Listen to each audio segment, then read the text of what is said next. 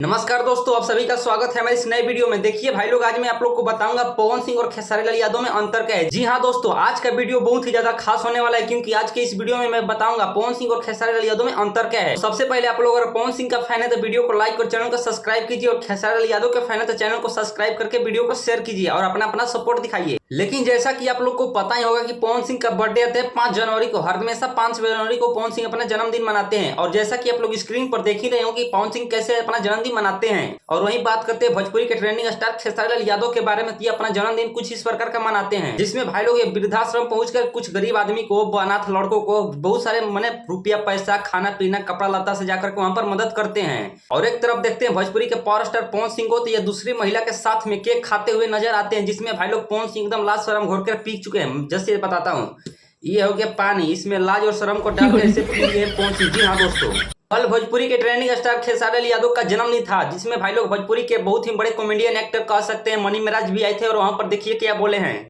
कि आप छोटे कलाकार जितने भी हैं सबको सपोर्ट करते हैं, और कहीं ना कहीं आप कहीं से भी आपने मेरी मदद की है, और बहुत बहुत शुक्रिया।